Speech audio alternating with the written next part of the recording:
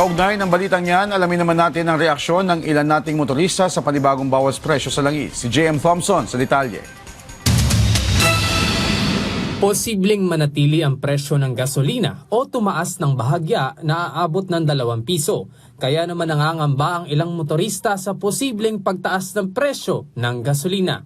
Kaya si Kwesi Magtrayo na araw-araw bumabiyahe, pinagsasabay ang pagiging TNVS rider at delivery rider para mas malaki ang maiuwi sa kanyang pamilya. Ngayong hindi sigurado ang pagbaba ng presyo ng gasolina, iisa ang hiling ng mga rider kagaya ni Kwesi.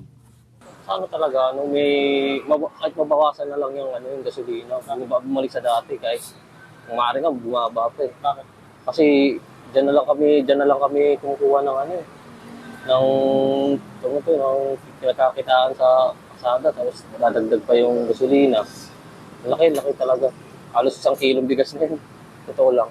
Samantala, hindi na makapaghintay ang ating mga kababayan lalo na mga tsuper dahil sa inaasahang muling pagbaba ng presyo ng diesel ngayong darating na Martes. Dahil sa dalawang magkasunod na malaking rollback, muling umaasa ang maraming namamasada sa rollback sa susunod na linggo. Matatandaang mahigit 40 na ang natapya sa presyo ng diesel sa loob lang ng 2 linggo. Pero hindi pa rin ito sapat para maitawid ang bawat araw ng higit na apektado ng mataas na presyo ng langis.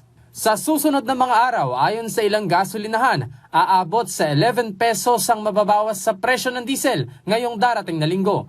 Mas mababa ito kumpara sa mga nagdaang rollback. Nakaantabay naman ang Department of Energy sa pagbabago ng presyo ng langis sa world market kung saan konektado ang inilalabas na presyo ng produktong petrolyo sa bansa. Kagaya na lang ni Dan Camacho na nararamdaman na ang epekto ng 2 linggong rollback. Malaking tulong anya ito sa kanyang pamilya, lalo na sa pag-aaral ng kanyang mga anak. Kahit mas maliit ang ibababa ngayong linggo, para kay Dan, Pwede na yun, basta bumaba. Kasi mahirap pag mataas yung diesel eh. Tulad niya, pag nasinat ka sa biyahe, abonado ka, isa wala ka iuwi. Ano po yung willing niyo po? Sana po Saan bumalik na sa dati? Okay. Para maganda. Kahit pa paano, kita na maganda yung mga driver. bukod pa rito, siniguro naman ng DOE ang 21,000 metric tons na supply ng liquefied petroleum gas o LPG mula sa United States at inaasahang darating sa bansa ngayong Mayo. Patuloy rin ang pagtitiyak ng pamahalaan at ng Department of Energy na mapuna ng supply ng langis sa bansa upang hindi na muling tumaas ang presyo nito.